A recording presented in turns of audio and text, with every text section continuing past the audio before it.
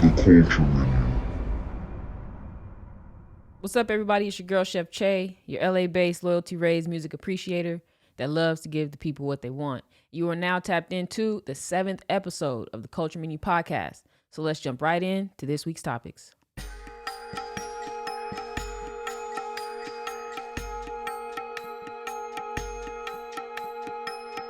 What's up, guys? What a week, what a week, what a week we've had. I'm going to start by saying I voted this week.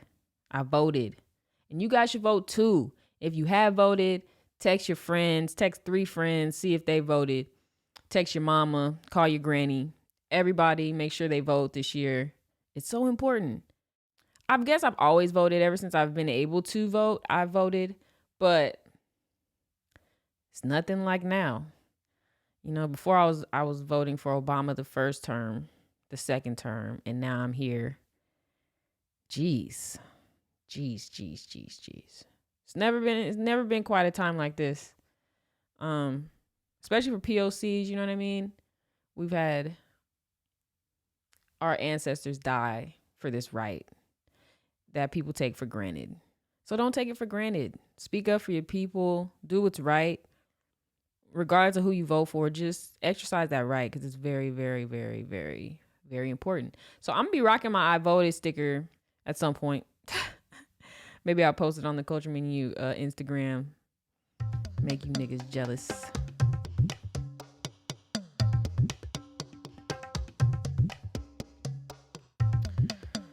Yeah, a lot's been on my mind.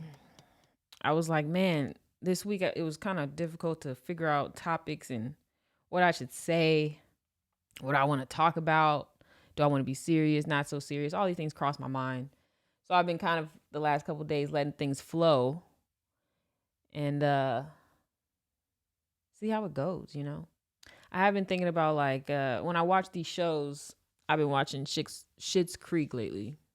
Funny, hilarious, so funny show. If you guys haven't watched it yet, you should. So funny, so funny, so funny. I think David, the son, makes the whole entire show. But anyways, I was watching, I was just like, damn, like to see how they created this story, you know, is just super dope. But then I was thinking, damn, think about all the untold Black stories. Sitting on the porch, getting your hair braided, you know, maybe even flat iron groups, you know, group of us standing in front of places just shooting the shit, chilling. It doesn't even have to be us smoking weed. Like for some reason, every time they show us on TV in groups chilling, we have to be smoking weed. I don't understand that. Because I know a lot of Black brothers and sisters that don't smoke weed. I'm not saying I don't. I'm just saying I know a lot of people that don't. So I don't feel like we should always have that narrative. It's lame. I'm just saying. Or like how when Black people get together and we laugh and shooting the shit on the block or whatever, somebody says something so funny and we all run. It's like we all running home all of a sudden in the middle of nowhere. Just disperse from a funny joke. You would think the cops is after us. No, just having fun, joking on your mama, roasting your shoes, roasting the hole in the back of your pants. Like that shit is just, you don't see it on TV. Like in normal instances, you just don't see it. The Black family having the normal Sunday routine of cleaning the house with the old school jams on, with the Teddy Pendergrass, with the Luther Vandross coming across the speakers, bruh. And your mom being like, you ain't leaving this house until, you know, plastic on your grandma's couch and it's too hot. So when you get up, y'all stuck. That's funny. That's just funny. I used to go to my grandma's house and she used to always just have a cake there. Like, why? In case you guys come by, sweetie. It's funny. But yeah, like, I don't like that. I don't like that a lot of our stories don't get told. I hope in the coming times with how the industry is changing and growing and learning that we do get more of these stories told. Because even when we do get a Black person in the entertainment business to like pave our way. It's like they still have parameters they feel inside themselves that they need to abide by in order to get this white man's money to make this film. It's true. It's so true. But I just want our stories to be told, and I want them to be told properly. Is that so hard? Is that so hard? Like, if we could just get control of our narrative, the world internationally would think of us differently. Internationally think of us differently. I remember my granddad every Sunday, he used to wake us up with the music blaring. And you know how the old folks had like 1,000 different devices just to play one CD or turntable. It just did not make sense. Don't touch my shit. And it's like, yeah, we can't touch it. We don't even know how to work it. Anyways, he'd wake us up with old school playing. Usually like it was like Bootsy Collins or like just something smooth, you know? He'd come in and wake you up. That's it. Just wake you up. And then by the time you start cleaning, you like woken up and you groove into the music, you know. He comes in with donuts. Comes in with donuts. Everybody had their specific donut they got. I got donut holes, 12 donut holes. And he used to get like apple strudel type of shit. Don't touch it. But like those type of memories and traditions that I know other people would do experience in their household in some sort of a way, I think need to be passed on and talked about. I'm tired of seeing the same convoluted narrative on this TV. So it's a task for y'all because there's nothing I as an individual can do. It's going to take all of us to make things happen, move things forward. But as long as we acknowledge them and they're in our brain, then subconsciously, hopefully, we will be able to act consciously or subconsciously. Get it right. Get it right. Get it tight.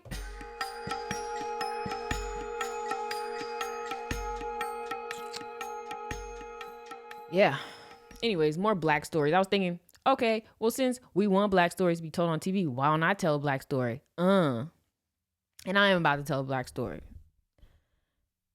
Well, it's a story. I'm not going to say it's a black story because that's perpetuating the narrative. In the spirit of, I guess, Halloween and all that energy, the dark vibes. I was like, dang, like, let me think of a story that was kind of dark. You know, some creepy stuff. There's a couple of different stories that come to my mind.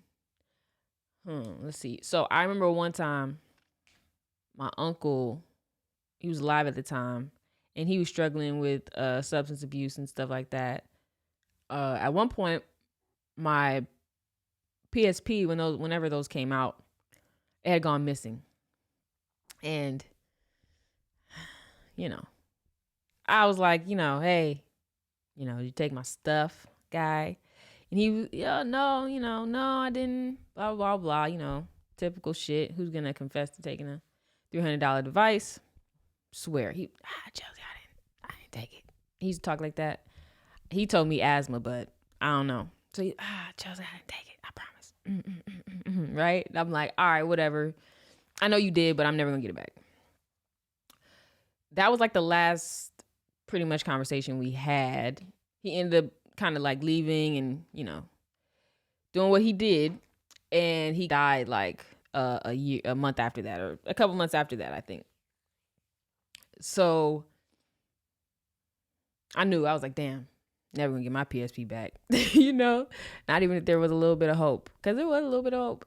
So anyways, rest in peace, my Uncle Stevie. But one day my mom's like, Chelsea, and like you know how you just know when your parents call you a certain type of way, like that's the just get up and come. I'm like, what's going on? I'm like, what's happening? And as I'm saying that, I noticed her dresser drawer is open. So I looked down and my PSP is right there. And I was like, you had my PSP the whole time, Ma? She was like, no. She was like, I'm wondering how this thing got in here. I said, huh? And we both looked at each other and we knew. We knew. That shit's creepy, bro. I believe in ghosts. I believe in ghosts for sure. You have no choice. Well, after that experience, I have no choice. Oh my gosh. Believe in ghosts. Now, the craziest part about this story, right? It's not even that I got it back. I got it back. I was like, damn, I can't believe my PSP's back. I don't even know. I put it in my backpack because I was going to go with my mom somewhere. When I went with my mom somewhere, I ended up not using it. I think I left my backpack in her car and she had to go to work the next day. And I told myself, oh, let me get up and get the bag out of her car so I can play it all weekend while she's at work. I forgot. I was lazy. I'm a child. Who cares? But anyway, she comes home and she's like, Chelsea, I got something to tell you. I'm like, what? She's like, someone broke into my car and they stole your backpack. I was like, what? She was like, yeah. She was like, I don't know what was in there, so I'm just hoping that you didn't really have anything important. I was like, that nigga came and got my PSP again.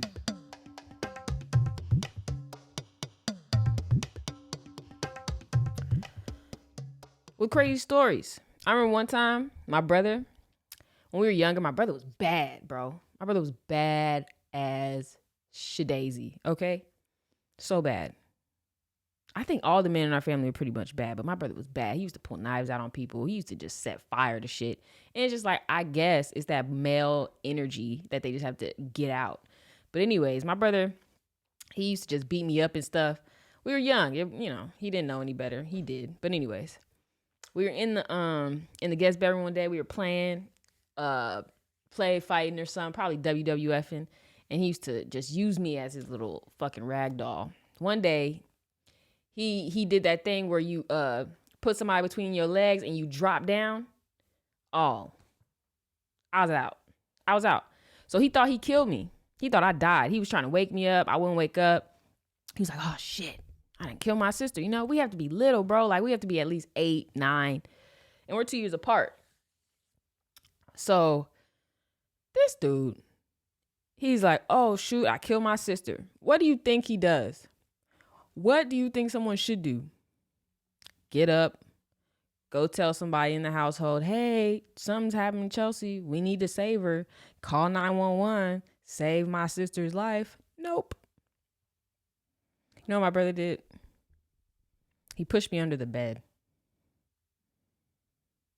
He pushed me under the bed, guys. He pushed me under the bed. He thought the solution to his problems was pushing my lifeless ass 7-year-old body under a bed. And I was like, so what happened after that? He was like, after I pushed you under, as I'm getting from under the bed, you just looking at me. And I was like, huh? He was like, you must have woke up. And you asked what happened. And I said nothing. And I just pulled you from under the bed. I was like, wow. He told me that story not too long ago, guys. He's smart. Because if he would have told me when I was younger, I would have resentment. Like, he don't care about my life. Nigga pushed my body under the bed. Didn't even care what he was gonna hide me under there. He's probably gonna be on Snap, not shit. Nah, but that was a crazy story.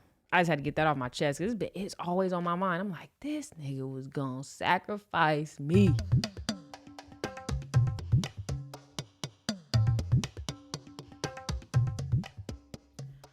I remember one time I went on a date. Oh man, the date was amazing. It was amazing. The lady had taken me to a strip club. We had went to a bar. She was like, oh, you want to get out of here? I was like, hell yeah. I'm thinking, we going somewhere else. She was like, nah, let's go to the strip club. I'm like, oh, snap. Go to the strip club. We spend some dollar bills, y'all. We get a little litty. She's like, oh, do you want to go back to my place? And I'm like, oh, for sure. You make sure everything's good. Like, okay, I got to know where to be in the morning. I ain't da-da-da. Like, okay, everything's good. I can go for sure. We go to her spot. I'm excited. We're watching TV, chilling. But you know where the night's going. I swear to you guys. Okay? I swear to you. 10 minutes after sitting in in the living room watching TV. 10 minutes. Okay. I get bubble guts. Oh my gosh. That was probably the worst experience I've ever had.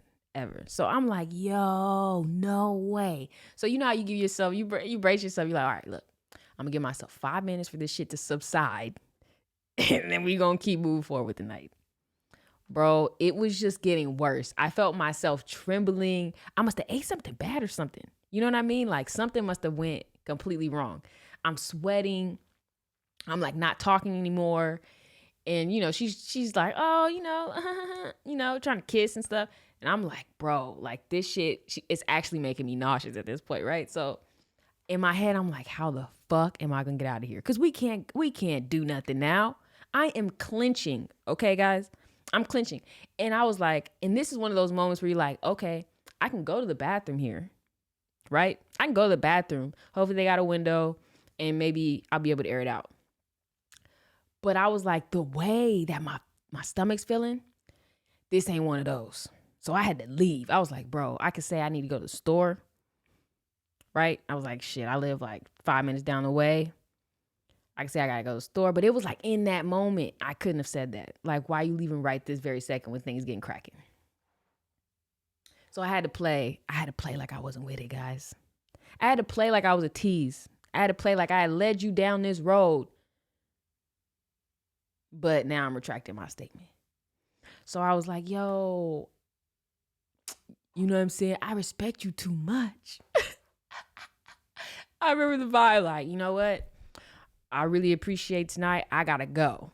I think I probably would say like 3 words, right? Like I gotta go. I'm sweating. I'm clenching. I don't even think I'm gonna make it anywhere. I think I just need to make it to my car at this point. I'm okay. And I'm in my mom's whip. I don't know what was wrong with my car at the time, but I'm in my mom's whip. Leather seats. I'm like, all right, I can clean it up. I swear I gave up. So I leave and she's tight. Like she's looking at me and like do. I'm like, damn, I gotta go. Like, fuck it. Oh well. Hop in the car. I am flying. She just so happens to live in the middle of a fucking residential with nothing but bumps. Each bump, I swear to you, a little of me leaves my body. I was like, oh. By the time I get home, okay, I am running, pushing, just get out the fucking way. And I mean, but I was proud of myself. You know why I was proud of myself? Because I saw what was coming. Okay? Imagine if I would have taken that chance in her bathroom, bro. Oh my God. And then after that, I got a text the next day like, not sure what I did. You know how insecure girls go, right? Not sure what I did that had you leave yesterday like that. And it's like, boy, you don't even know. I almost shit on your couch. if you don't you don't get out my text message with this bullshit. Oh my God. But I'll never forget that. Like now I'm paranoid. Every time I go on a date, I like have to go to the bathroom before. I'm cautious about what I eat while I'm there. I'm like, I'm gonna eat a salad, nigga. Like I'm just going bread. Give me some bread. I'm cool. You know, I don't even want no butter, just bread. I'm good. A little bit of wine, that'll be all right. Cause it's just like I don't know if you guys have ever been through something like that. I don't know if y'all ever been through something like that, but I do pray you never have to.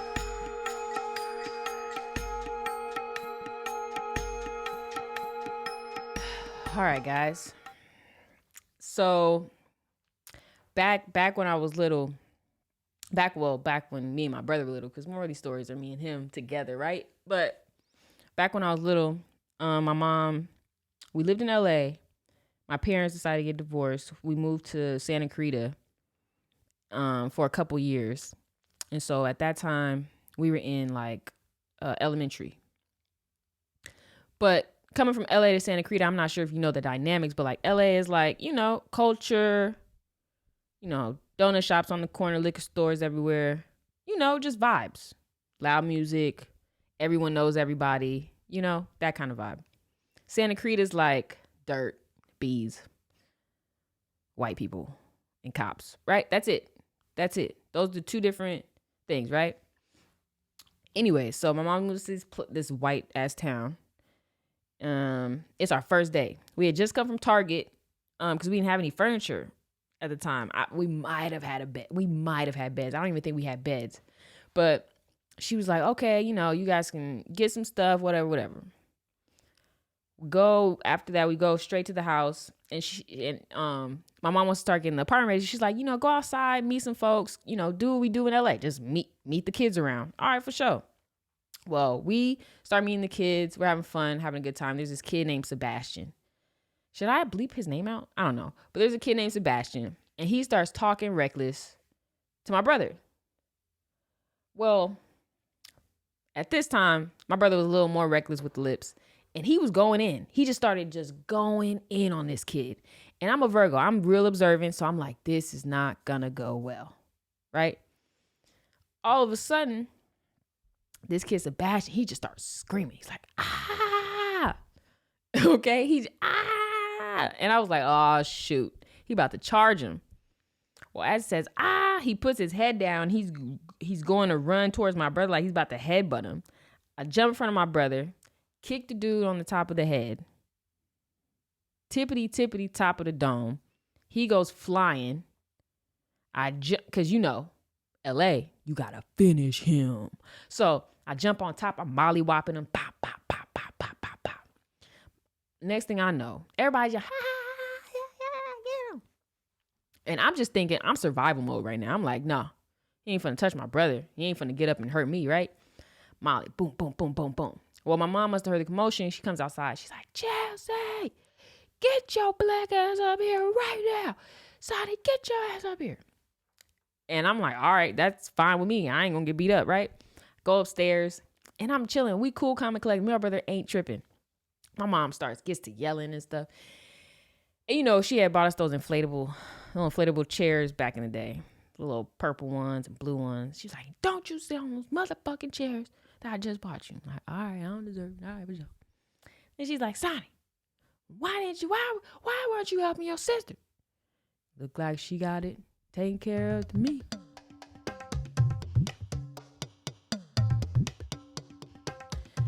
I've realized over time that I'm weird. I guess it's not over time. I guess I've kind of always known I'm a little different. Do you ever think about like what other people think about? Like, do people see what you see out of your eyeballs? I don't know. Anyways, but I've always been fascinated with like true crime and like death or how someone died. Because it's just crazy to me. Death is crazy to me. It's like you live your life. You live your life every day, striving to be better in the end. And you don't even know when the end is coming. So the end could come when you in the middle of being a trash ass nigga. Do you know what I mean? It's just weird. Life is weird to me. The concept of it, what we supposed to do while we living, all of it is weird to me still. As a 29, I'm sorry. Oh, shit. At 29-year-old, it's still weird to me. So you tell me we supposed to be born, not talk for a year, go through life, I don't know, and with these people that think they know everything, and then die. I don't know. And then we're supposed to work? That shit's crazy to me. Come in the world for free, pay to live, die for free. Even though when you die, you got to pay for the fucking funeral services. Anyways, so yeah, I found out I'm weird. I have a true crime fascination.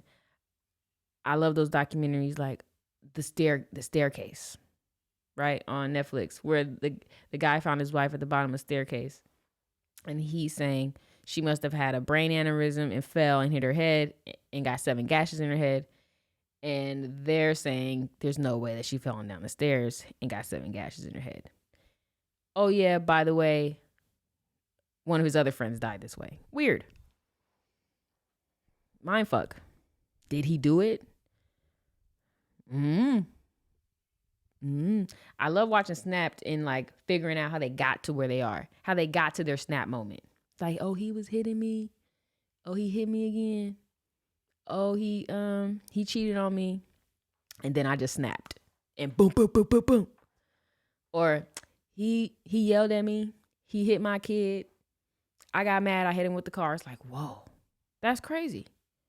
And I feel like my infatuation with it is that I don't want to do it. I don't want to end up being that person that like just snaps. Because I'm a cool, calm, collected person intentionally. I'm intentionally cool, calm, and collected. Like when chaos is erupting, I get calmer. You know? So, I don't know. But I realized it because my girlfriend mentioned it. She was like, you like this stuff where people die and you figure out the murder case. I'm like, hell yeah, where she can't stand it. Even though she likes horror movies. Also, I guess it's in the same boat. So I'm not gonna hit the boop. I'm not gonna hit the music on you. But how do y'all feel about all these kids being found all of a sudden? And when did these niggas go missing? Like, how come I didn't know there was all these kids missing? And we're like, and they find all these kids in like cargo containers, and they're like, oh, by the way, oop. And just to let you know, Wendy Williams passed out today. It's like, whoa, let's take a step back, guys. Why are we not talking about these missing kids more? Why aren't we talking about child trafficking, human trafficking in general? Like, these are really big things. Like, I would hate for anybody in my family to be taken and no one know and the world not care. And you find them in a fucking cargo container and no one still care. I don't know, guys. We gotta sharpen up on our priorities here and what we want the news to share. Especially when all these news are owned by the same people. Like, come on, guys. We got to do better. I need someone to come up with some black news because, you know, we'll keep it real. We'll keep it real. Even if it's our own people, we'll keep it real.